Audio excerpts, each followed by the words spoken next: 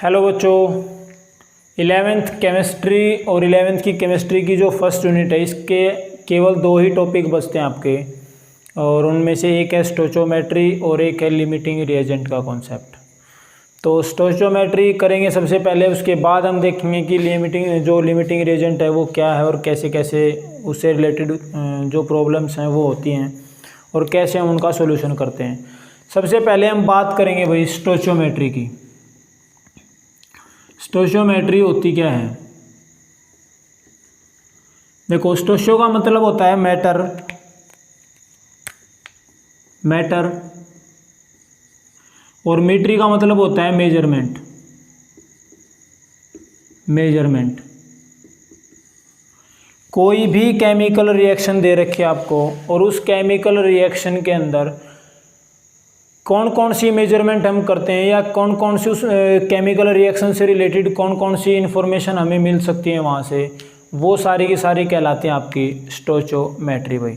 ठीक है, तो स्टोचोमेट्री किसे कहेंगे? किसी भी केमिकल रिएक्शन के अंदर अगर हम उसकी स्टडी करें, the study of chemical reaction, यानी स्टोचोमेट्री का मतलब क्या है? The study of chemical reaction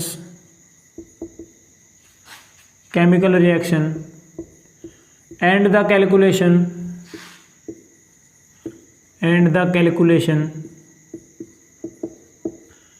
related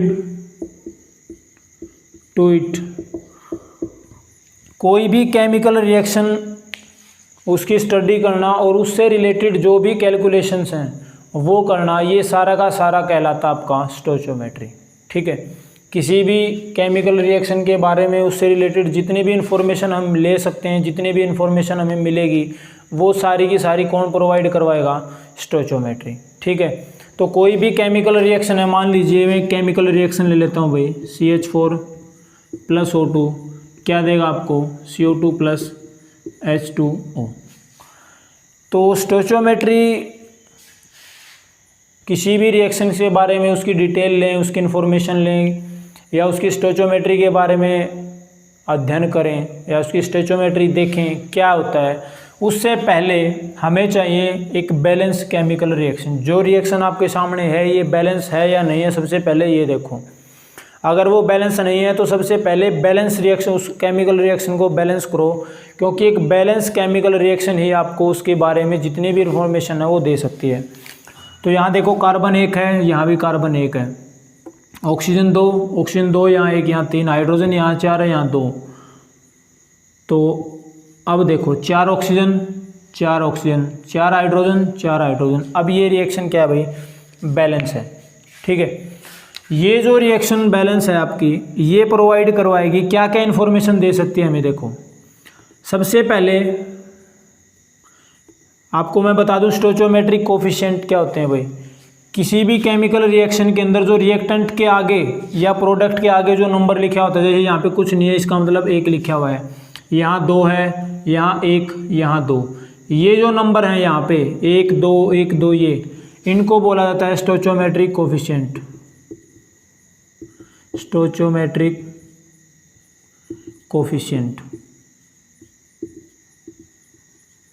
ठीक है, तो स्टोचोमेट्री के अंदर स्टोचोमेट्री हमें किन किन चीज़ों के बारे में जानने में हेल्प करेगी? सबसे पहला, नंबर ऑफ मोल्स, यानी किसी भी केमिकल रिएक्शन के अंदर कितने नंबर ऑफ मोल्स रिएक्टेंट के और प्रोडक्ट के हैं वो हम निकाल सकते हैं। दूसरा, नंबर ऑफ मॉलिक्यूल्स। तीसरा, नंबर ऑफ पार्टिकल्स। चौथा, वॉल्यूम, उसकी कितनी वॉल्यूम है वो गिवन है आपकी। समझ आ गई? तो ये चीज़ें हम स्टोचोमेट्री, अगर एक कोई भी केमिकल रिएक्शन है तो स्टोचोमेट्री हमें इन चीज़ों के बारे में इंफॉर्मेशन प्रोवाइड करवाएगी। ठीक है, तो जब भी कोई केमिकल रिएक्शन दिखे उसको बैलेंस करो, और बैलेंस करने के बाद स्टोचोमेट्री से रिक्वेस्ट करो कि ये चीज़ें आपको प्रोवाइड करवाए। ठीक है, अब ये जो केमिकल रिएक्शन हमने यूज़ कर रखी है भाई, एक बार इसको साफ कर देता हूँ मैं। ये हमें क्या क्या दे रही है, देखो यहाँ से हमें क्या मिलेगा। अगर मैं मोल्स की बात करूँ, 1 मोल मीथेन, 1 मोल मीथेन किसके साथ कंबाइन हो रही है, 2 मोल ऑक्सीजन के साथ, 2 मोल्स ऑफ ऑक्सीजन के साथ कंबाइन होके क्या दे रही है भाई, क्या प्रोवाइड करवा रही है, 1 mole of CO2 plus 2 mole of H2O। पहली चीज़ अगर मोल की बात करें तो 1 मोल मीथेन प्लस 2 मोल, यानी 1 मोल मीथेन 2 मोल ऑक्सीजन के साथ मिलके आपको 1 मोल कार्बन डाइऑक्साइड और 2 मोल वाटर प्रोवाइड करवा रही है, पहली चीज़। दूसरा भाई मॉलिक्यूल की फॉर्म में अगर मैं बात करूं तो 1 मॉलिक्यूल मीथेन, 2 मॉलिक्यूल ऑक्सीजन के साथ कंबाइन होके 1 molecule CO2 plus 2 water molecule provide करवा रहे हैं भाई, 2 molecules of water, 2 molecules of water. ठीक है, अगर मैं ये आपका मोल की फॉर्म में हो गया, ये मॉलिक्यूल हो गया। अगर मैं पार्टिकल कि कितने पार्टिकल्स होंगे तो देखो 1 मोल के अंदर कितने पार्टिकल हैं भाई, 1 मोल के अंदर हमने जब हम मोल कॉन्सेप्ट कर रहे थे उस टाइम पे हमने देखा था कि 1 मोल के अंदर कितने पार्टिकल होते हैं, एवोगैड्रो नंबर 6.022 × 10⁻23 पार्टिकल। यहाँ से मैं क्या लिख सकता हूँ, 6 पॉइंट कितने मोल हैं, 1 मोल यानी 6.022 × 10⁻23 molecule particles of methane combine हो रहे हैं किसके साथ, 2 मोल्स हैं, 1 मोल में कितने पार्टिकल होते हैं, इतने, 2 में कितने हो जाएंगे, मल्टीप्लाई बाई 2, किसके साथ कंबाइन हो रहे हैं, 12.022 × 10⁻23 O2 पार्टिकल्स। क्या दे रहे हैं आपको, 6.022 × 10⁻23 CO2 पार्टिकल्स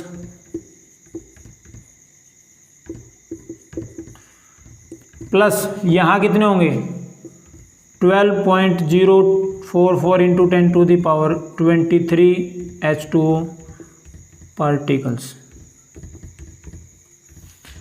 तो ये हो गया आपका पार्टिकल की फॉर्म में।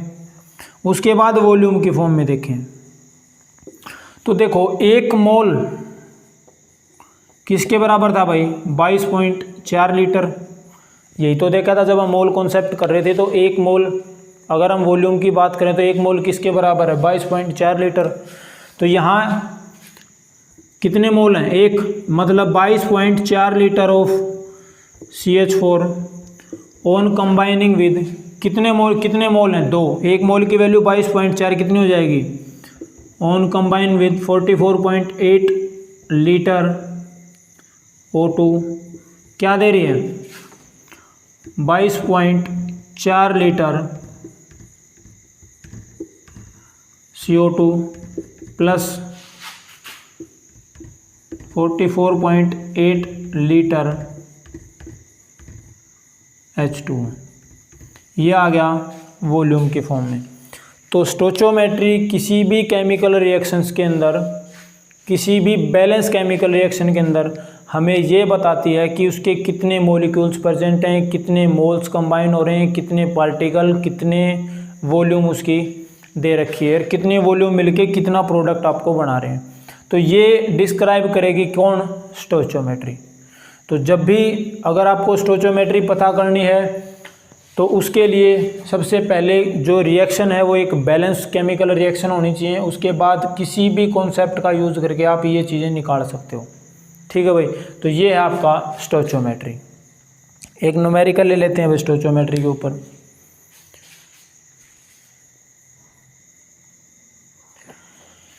ये 2 सवाल है भाई। पहला है calculate the amount of water produce on combustioning of 16 gram of methane, यानी 16 ग्राम मीथेन को जलाने पे कितना वाटर मिलेगा आपको, एक तो ये बताना है। दूसरे में calculate the number of moles of methane to form 22 gram of CO2, कि जब आपने मीथेन को जलाया तो कितनी मीथेन की ज़रूरत होगी, कितने मोल्स चाहिए मीथेन के आपको कि 22 ग्राम कार्बन डाइऑक्साइड मिल जाए आपको। ठीक है, तो सबसे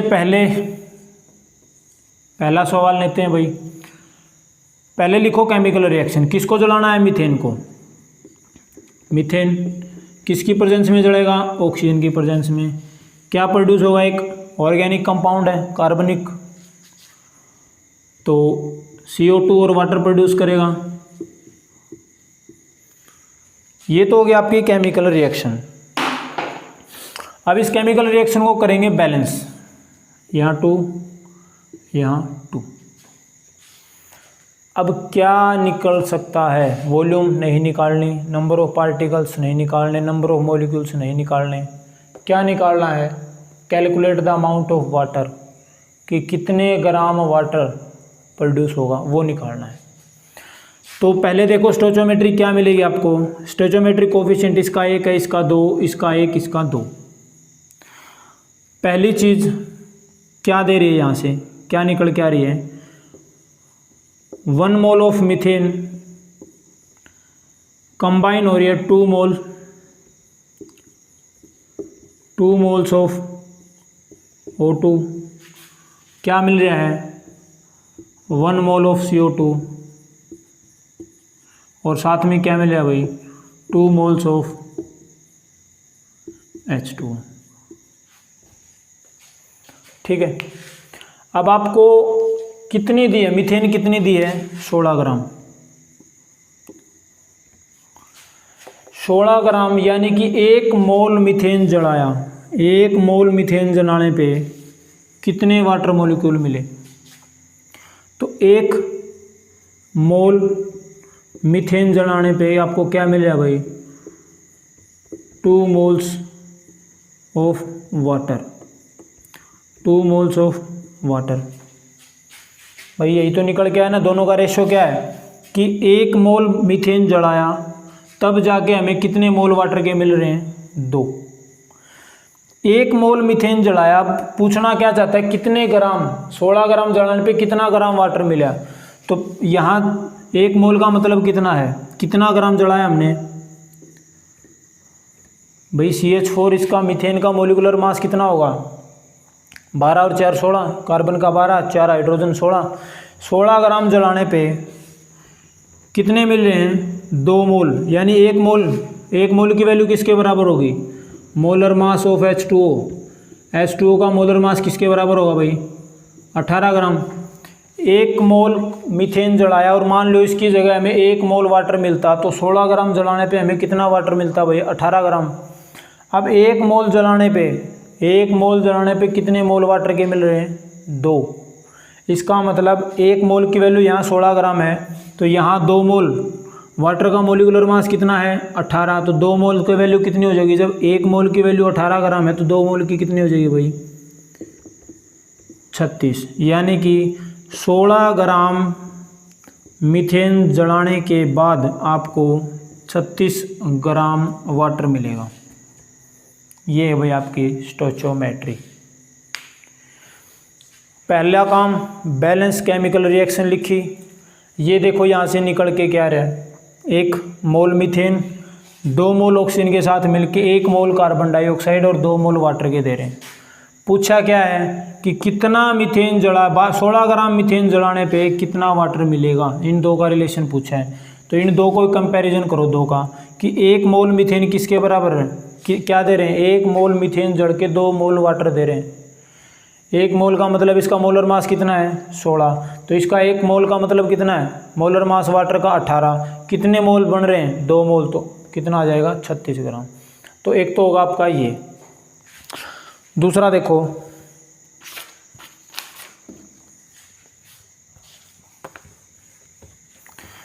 दूसरे में दिया calculate the number of moles, अब की बार नंबर ऑफ मोल्स निकालने हैं। रिएक्शन फिर वही है भाई, मीथेन को जला रखा है in the presence of oxygen, क्या प्रोवाइड करवाएगा, सीधा ही पहले ही बैलेंस कर देता हूँ भाई मैं, CO2 प्लस 2H2O, 1 मोल मीथेन क्या दे रहे हैं, किसकी बात करें आप, 22 ग्राम कार्बन डाइऑक्साइड की, यानी 1 मोल CO2, 1 मोल मीथेन जलने पे 1 मोल CO2 पैदा हो रही है भाई, ठीक है।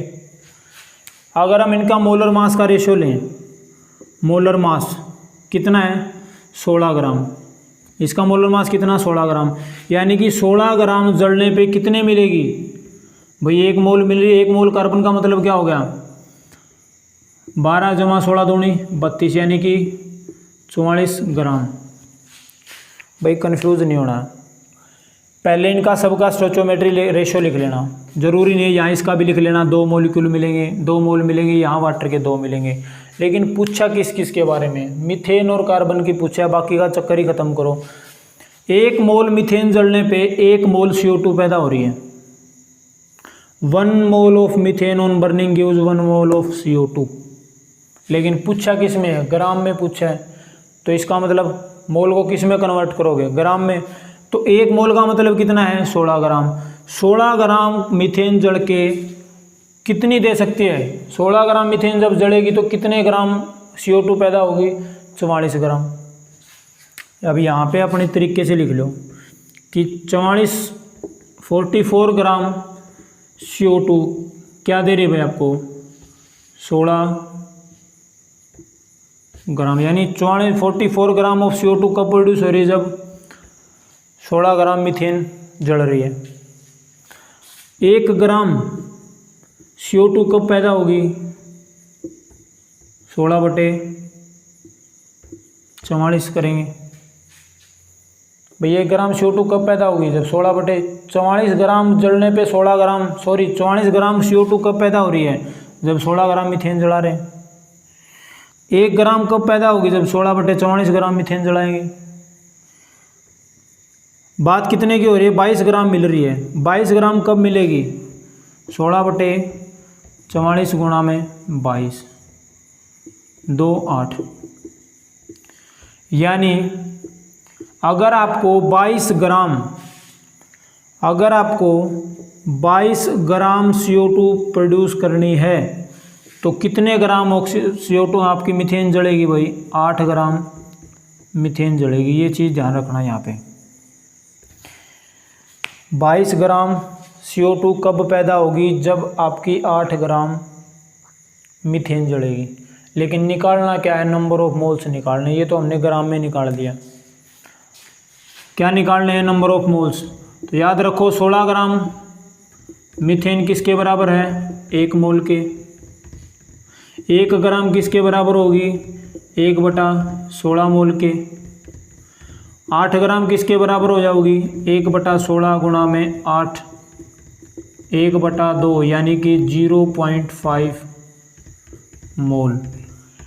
22 ग्राम CO2 पैदा करने के लिए 0.5 मोल मीथेन का जलना बेहद ज़रूरी है।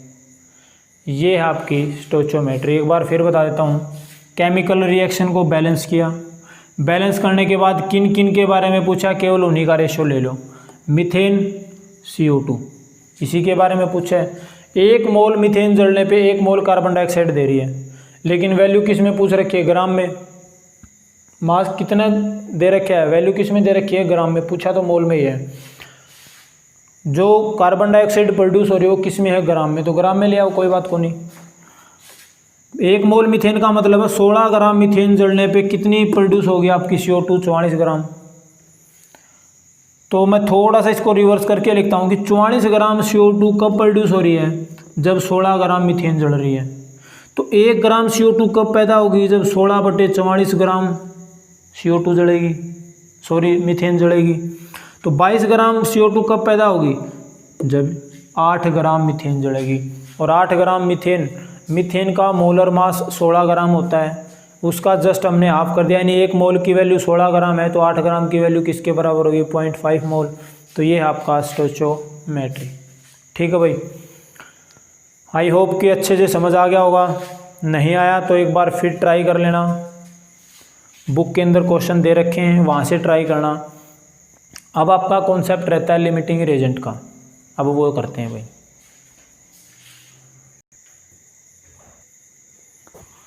अब हम बात करने वाले हैं भाई लिमिटिंग रिएक्टेंट बोल दो या चाहे लिमिटिंग रिएजेंट बोल दो। लिमिटिंग रिएक्टेंट या लिमिटिंग रिएजेंट होता क्या है, इसको समझने के लिए एक छोटा सा बिल्कुल देसी एग्जांपल लेके देखते हैं भाई। कि मान लीजिए 1 कप चाय बनाना है, मुझे 1 कप चाय बनाना है और एक कप चाय बनाने के लिए 5 ग्राम चीनी और 10 ग्राम दूध की ज़रूरत है भाई। अगर मुझे 1 कप चाय बनाना है तो उसके लिए 5 ग्राम शुगर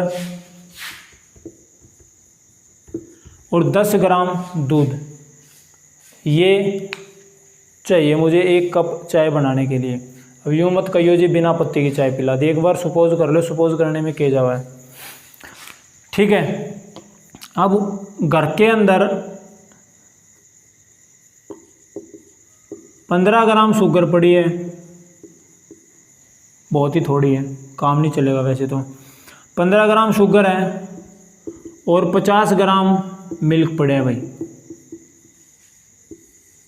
घर के अंदर 15 ग्राम शुगर अवेलेबल है और 50 ग्राम दूध। अब घर मान लो कोई मेहमान आ गया, 3 या 4 मेहमान आ गए और चाय बनानी पड़ गई, तो 1 कप अगर मुझे चाय बनानी है तो उसके लिए मुझे चाहिए 5 ग्राम तो चीनी चाहिए और 10 ग्राम चाहिए दूध। अब 15 ग्राम में कितने कप चाय बन सकें भाई? 3, मैक्सिमम तो 3 ही रहेगी। इसमें कितनी चाय बन सकती हैं? 5। लेकिन मेरे पास चीनी तो 3 कप चाय की है, दूध है वो 5 कप चाय का है। क्या होगा, कितनी चाय बन सकती है मैक्सिमम? भाई 3 कप के लिए तो चीनी अवेलेबल है, 5 कप के लिए दूध अवेलेबल है, दोनों जब इक्वल अमाउंट में लेंगे तभी तो बात बनेगी। यानी 3 कप चाय अगर मुझे बनानी क्या है, बना तो कितनी भी लो लेकिन बनेगी कितनी? 15 ग्राम में केवल 3 कप चाय बनेगी। 3 कप चाय जब बनाऊंगा तो 15 ग्राम चीनी आ लेगी मेरी, और साथ में कितना आ लेगा भाई? 30 ग्राम मेरा क्या आ लिया? दूध। अब बाकी बच कितना गया? 20 ग्राम। तो सबसे पहले ख़त्म कौन सा होया? चीनी ख़त्म हुई। बच कौन सा गया? दूध। तो यहाँ जो चीनी ख़त्म हुई है मेरी, जो लिमिटेड अमाउंट में थी, कम मात्रा में थी, इसको बोलते हैं लिमिटिंग रिएजेंट। ये कहलाएगी लिमिटिंग रिएजेंट। और जो एक्सेस अमाउंट में थी, बहुत ज़्यादा मात्रा में पड़ी थी, वो क्या कहलाएगी भाई? Excess amount, access reagent. एक होगा आपका लिमिटिंग रिएजेंट और दूसरा होगा एक्सेस रिएजेंट। तो लिमिटिंग रिएजेंट किसी भी केमिकल रिएक्शन के अंदर एक वो रिएक्टेंट होगा जिसकी अमाउंट लोवेस्ट रहेगी, जिसकी अमाउंट बिल्कुल कम रहेगी भाई एज कम्पेयर टू अदर। अगर किसी रिएक्शन के अंदर 2 रिएक्टेंट हैं, कोई भी केमिकल रिएक्शन, उसके अंदर अगर 2 रिएक्टेंट हैं तो उसमें एक जिसकी मात्रा कम होगी वो कहलाएगा लिमिटेड, और जो ज़्यादा मात्रा में होगा वो कहलाएगा आपका एक्सेस रिएजेंट। एक लिमिटिंग रिएजेंट और एक एक्सेस रिएजेंट। तो अगर मैं बात करूँ लिमिटिंग रिएजेंट की, तो कैसे डिफाइन करेंगे भाई इसको, लिमिटिंग रिएजेंट को?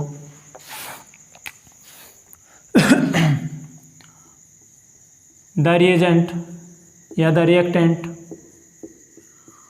which is in a limited amount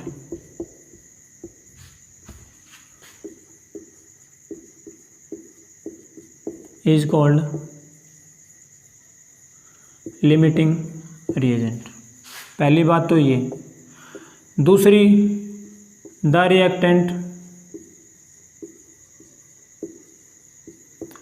which is in excess amount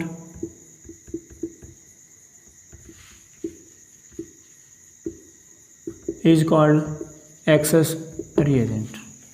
ठीक है भाई, तो ये है आपका लिमिटिंग रिएजेंट। किसी भी केमिकल रिएक्शन के अंदर अगर कोई भी रिएक्टेंट लिमिटेड अमाउंट में है जो पहले ख़त्म हो रहा है वो कहलाएगा आपका लिमिटिंग रिएजेंट, और जो लंबे यानी बाद तक बचा रहता है, बच जाता है, जो ज़्यादा मात्रा में होता है वो कहलाएगा एक्सेस रिएजेंट। ठीक है, अब लिमिटिंग रिएजेंट से रिलेटेड कुछ बातें हैं भाई, कुछ की पॉइंट्स हैं। सबसे पहला कि लिमिटिंग रिएजेंट अगर आपको फाइंड आउट करना है तो कोई भी केमिकल रिएक्शन जिसमें कम से कम 2 रिएक्टेंट होने ज़रूरी हैं। अकेला रिएक्टेंट होगा वो लिमिटिंग रिएजेंट नहीं होगा। कोई भी केमिकल रिएक्शन है उसमें लिमिटिंग रिएजेंट कब मिलेगा, जब उसके अंदर 2 या 2 से ज़्यादा रिएक्टेंट अवेलेबल होंगे। ठीक है, तो limiting reagent is found when a chemical reaction carry 2 और मोर रिएक्टेंट। जब भी किसी रिएक्शन के अंदर 2 या 2 से ज़्यादा रिएक्टेंट होंगे तब वहाँ मिलेगा आपको एक लिमिटिंग रिएजेंट। जरूरी नहीं मिलेगा, लेकिन लिमिटिंग रिएजेंट अगर आपको ढूंढना है तो लिमिटिंग रिएजेंट तभी मिलेगा जब उसके अंदर 2 या 2 से ज़्यादा रिएक्टेंट होंगे। अकेला होगा वो खुद ही प्रोडक्ट को डिसाइड कर देगा, तो वो तो लिमिटिंग हुआ ही नहीं। दूसरी बात, जो लिमिटिंग रिएजेंट होगा वही डिसाइड करेगा आपको प्रोडक्ट को भाई, डिसाइड द प्रोडक्ट। जब हम ऊपर एग्जांपल कर रहे थे कि मान लीजिए 1 कप चाय बनाने के लिए हमें 5 ग्राम चीनी की ज़रूरत थी, 15 ग्राम चीनी थी। अब दूध तो ज़्यादा मात्रा में था, दूध तो हमारे पास 5 कप चाय का था, चीनी हमारे पास 3 कप चाय की थी, तो प्रोडक्ट कितना बना, 3 कप चाय बना ना। तो लिमिटिंग रिएजेंट होगा वो आपका डिसाइड करेगा प्रोडक्ट को। जितना लिमिटिंग रिएजेंट होगा उसी के हिसाब से आपका प्रोडक्ट बनेगा भाई। तो ये कुछ बातें हैं लिमिटिंग रिएजेंट से रिलेटेड जो याद रखना। अब हम बात करेंगे किसी भी केमिकल रिएक्शन के अंदर लिमिटिंग रिएजेंट की कैसे कैसे प्रॉब्लम्स आती हैं हमारे सामने, या लिमिटिंग रिएजेंट कैसे फाइंड आउट करेंगे, कैसे प्रोडक्ट जो बनेगा उस प्रोडक्ट को कैसे फाइंड आउट करेंगे, अब वो देखते हैं भाई। तो ये एक प्रॉब्लम दे रखी है भाई लिमिटिंग रिएजेंट से रिलेटेड कि 50 kg of N2 react with 10 kg of H2 to give NH3। 50 kilogram nitrogen react करता है आपका 10 किलोग्राम हाइड्रोजन के साथ और अमोनिया बनाता है। Find the limiting reagent. आपको एक तो ये पता करना है कि नाइट्रोजन में से और हाइड्रोजन में से लिमिटिंग रिएजेंट कौन सा है, और दूसरा आपको फाइंड आउट करना है कि कितना NH3 बनेगा, लास्ट में जो प्रोडक्ट बनेगा वो कितना बनेगा। तो साथ के साथ नोट करते जाना। इसके कुछ एक छोटी सी ट्रिक्स है भाई कि लिमिटिंग रिएजेंट कैसे फाइंड आउट किया जाएगा और कैसे जो प्रोडक्ट बनेगा उसकी कैलकुलेशन कैसे करेंगे। तो सबसे पहला स्टेप है कि आप एक रिएक्शन जब तक नहीं लिखेंगे तब तक कैसे पता चलेगा उसकी स्टोइचियोमेट्री का। पहले लिखो रिएक्शन N2 प्लस H2 क्या प्रोवाइड करवा रहा है भाई, NH3। तो सबसे पहले तो इक्वेशन को बैलेंस करना, यहाँ पे लिखते जा रहे हूँ मैं साइड में। स्टेप फर्स्ट क्या रहेगा, बैलेंस द इक्वेशन। और शायद इक्वेशन को बैलेंस करना आप 10th क्लास में सीख चुके हैं, और अगर नहीं सीखा है तो 10th क्लास की जो साइंस की प्लेलिस्ट पड़ी है उसके अंदर मैंने सिखा रखा है कि बैलेंस कैसे करते हैं इक्वेशन को। तो पहला काम होगा इक्वेशन को बैलेंस करना। यहाँ नाइट्रोजन 2 है, यहाँ 1 है, यहाँ हाइड्रोजन 2 है, यहाँ 3 है। अगर मैं यहाँ रख दूँ तो नाइट्रोजन 2 हो गए, हाइड्रोजन कितने हो गए, 6। अब देखो 2 नाइट्रोजन 6 हाइड्रोजन, यानी इक्वेशन आपकी क्या है, बैलेंस। तो पहला काम है balance the chemical equation, balance कर दी। उसके बाद स्टेप 2 रहेगा आपका राइट द स्टिचोमेट्रिक कोफिशिएंट। इनके स्टिचोमेट्रिक कोफिशिएंट देखो कौन कौन से हैं। यहाँ इसके स्टिचोमेट्रिक कोफिशिएंट कितना, 1, यहाँ 3 है, यहाँ 2 है। दूसरी चीज़ नोट कर ली, क्या करना है, स्टिचोमेट्रिक कोफिशिएंट नोट करने कर लिए। तीसरा, अब हमें फाइंड आउट करना है भाई लिमिटिंग रिएजेंट कौन सा है इनमें से लिमिटिंग रिएजेंट कौन सा है। तो लिमिटिंग रिएजेंट फाउंड आउट करें, उसके लिए आपको चाहिए number of moles of reactant. यानी अगर मैं बात करूं स्टेप थ्री की अगर मैं बात करूं तो find the number of moles of reactant and product, reactant and product. तो प्रोडक्ट के यहाँ पे वैसे तो कर सकते हो, लेकिन ज़्यादा ज़रूरी नहीं है, हमको लिमिटिंग रिएजेंट चाहिए, तो उसके लिए नंबर ऑफ मोल्स चाहिए आपको रिएक्टेंट के। तो देखो number of moles of N2, nitrogen के नंबर ऑफ मोल्स निकालेंगे। नाइट्रोजन के नंबर ऑफ मोल्स किसके बराबर होते हैं भाई, कोई भी हो molar mass divide by given mass divide by molar मास, यही होता है नंबर ऑफ मोल्स निकालने का तरीका। N2 का गिवन मास कितना है 50 kg, kg में नहीं भाई ग्राम में लिखेंगे 50,000 ग्राम, डिवाइड बाई मोलर मास कितना है इसका, एक नाइट्रोजन जो होता है उसका एटॉमिक नंबर 7 तो एटॉमिक मास 14, N2 का बात करेंगे तो कितना हो जाएगा 14 दूनी 28, डिवाइड कर देंगे 28 से, ये आएगा ग्राम के अंदर आपका 17.85.7 ग्राम, इतने मोल आगे, ग्राम नहीं है भाई, ये आगे इतने मोल किसके, नाइट्रोजन के। अब number of moles of hydrogen निकालेंगे, number of moles of hydrogen किसके बराबर होता है भाई, given mass divide by molar mass. Given mass कितना है 10 kg यानी कि 10,000 ग्राम, डिवाइड किससे करेंगे, एक हाइड्रोजन का मोलर मास कितना है, सॉरी मोलर मास नहीं, हाइड्रोजन का एटॉमिक मास 2, यहाँ कितना लिख देंगे भाई 2। ध्यान रखना यहाँ ये मत सोचना कि 3H2 है, नहीं H2 है, ये ध्यान मत देना, हाइड्रोजन की बात कर रहे हैं, number of moles of hydrogen निकालने हैं आपको, number of moles of hydrogen निकालने हैं। तो हाइड्रोजन का जो एटॉमिक मास हो भाई वो कितना है, हाइड्रोजन का 2, यानी कि जो मोलर मास होगा एक हाइड्रोजन का कितना होगा 2, ठीक है।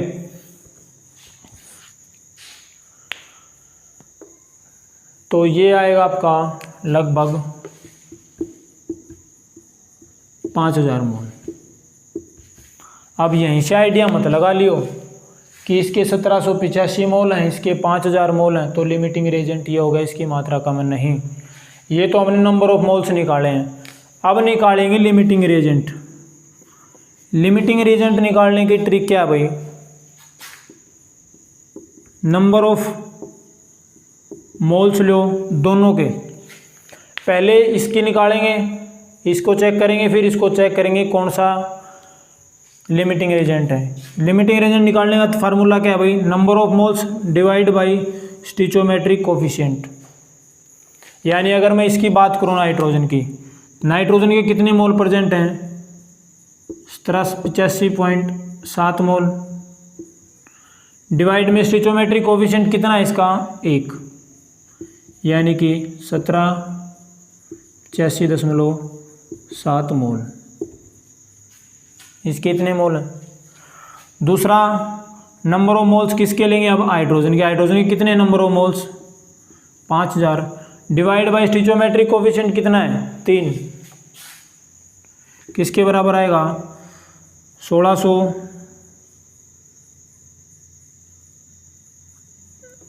ये आएगा आपका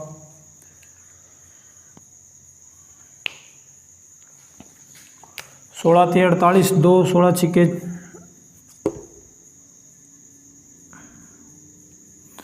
3 छिके 18 3 छिके 18 पॉइंट कुछ इतने मोल। अब यहाँ देखो जो भी वैल्यू कम, जो भी यहाँ जो रेशियो होगा number of moles divide by stoichiometric coefficient, जो भी यहाँ पे कम वैल्यू आएगी वही रहेगी limiting reagent. Number of moles divide किया हमने स्टिचोमेट्रिक कोफिशिएंट से, तो हाइड्रोजन के लिए तो ये आई और नाइट्रोजन के लिए ये आई।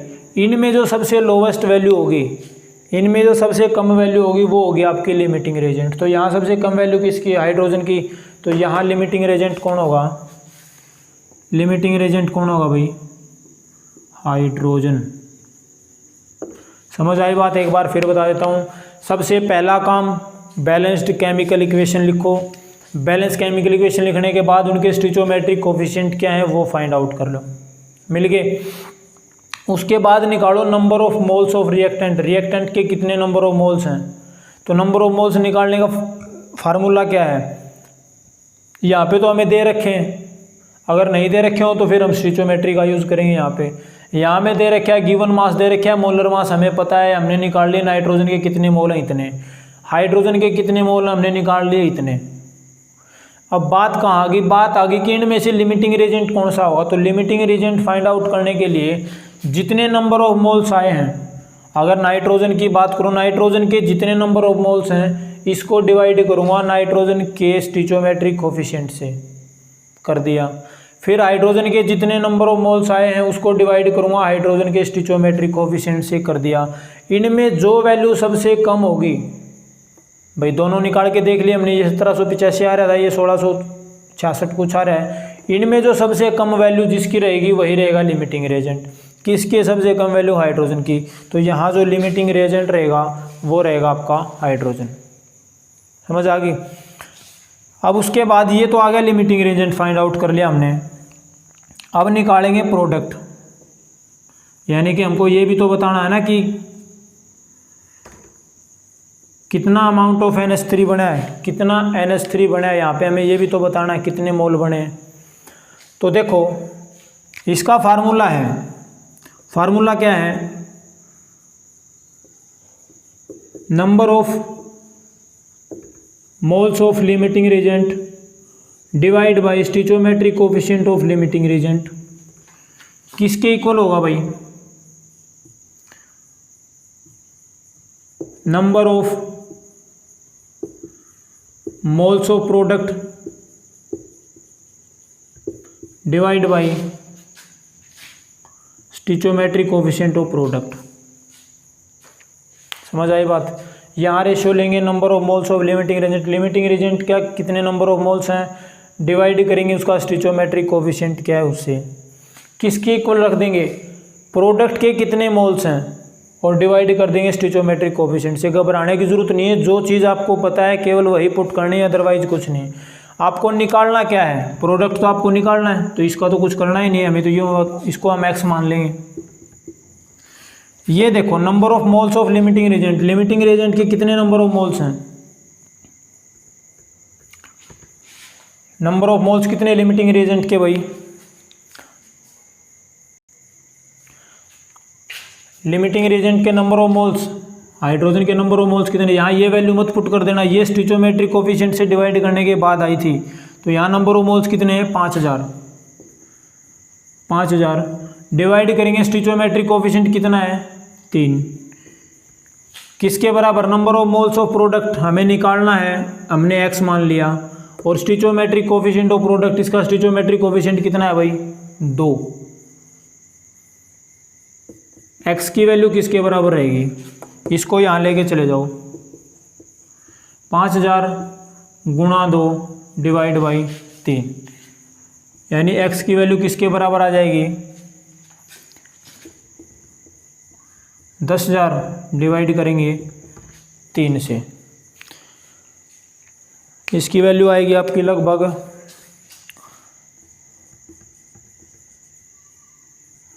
3300 पॉइंट समथिंग कुछ इतनी आएगी। ये अब किस में आया है भाई, मोल्स में आया है, किस में आया है, मोल्स में। नंबर ऑफ मोल्स आए, इतने मोल NH3 बनेगा, लेकिन हमको बताना किस में है, मोल्स में पूछ रखा है तो यही छोड़ दो, लेकिन अगर पूछ रखा है इसका कितने ग्राम बनेगा तो उसके लिए क्या करेंगे,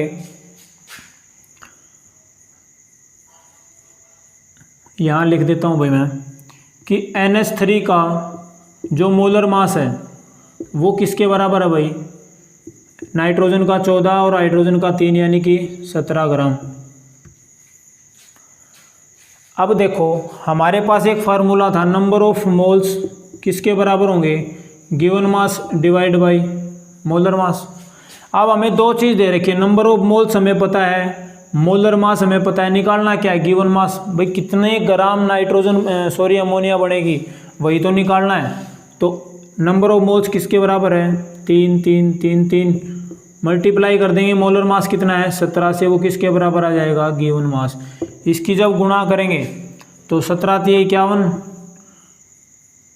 लगभग 52-53 से कुछ ऊपर ही वैल्यू आएगी भाई इसकी, ठीक है। तो ये इतने ग्राम ये आएगा आपका अमोनिया, समझ आ गया। तो ये था लिमिटिंग रिएजेंट से रिलेटेड एक क्वेश्चन कि सबसे पहले बैलेंस्ड केमिकल इक्वेशन लिखोगे, उसके बाद नोट करोगे उसका स्टोइचोमेट्रिक कोफिशिएंट क्या है वो। तीसरा काम होगा number of moles find out करने, number of moles find out करोगे रिएक्टेंट के number of moles find out करें, उसके बाद नंबर ऑफ मोल्स को डिवाइड करोगे स्टोइचोमेट्रिक कोफिशिएंट से, नंबर ऑफ मोल्स को डिवाइड करोगे स्टोइचोमेट्रिक कोफिशिएंट से, जिसकी वैल्यू कम वही लिमिटिंग रिएजेंट फाइंड आउट हो गया।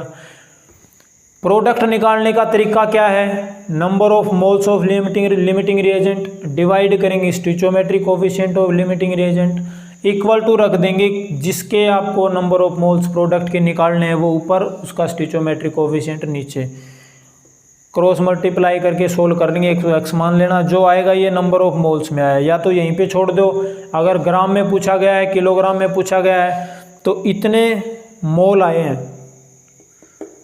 तो नंबर ऑफ मोल्स किसके बराबर होता है गिवन मास बटे मोलर मास। गिवन मास आपको निकालना, दो चीज़ें दे रखी हैं, क्रॉस मल्टीप्लाई कर दो। तो ये था आपका भाई स्टोइचोमेट्री और लिमिटिंग रिएजेंट से रिलेटेड क्वेश्चन। ये यूनिट आपकी ख़त्म हो गई यहाँ पे। अब next unit discovery of atom कि एटम की डिस्कवरी या स्ट्रक्चर ऑफ एटम है शायद, स्ट्रक्चर ऑफ एटम, वो हम आगे स्टार्ट करने वाले हैं। और इस आई होप कि अच्छे से समझ आ गया, और उसके बावजूद भी अगर कोई प्रॉब्लम रह रही है तो पूछ लेना बेझिझक, ठीक है। Thank you.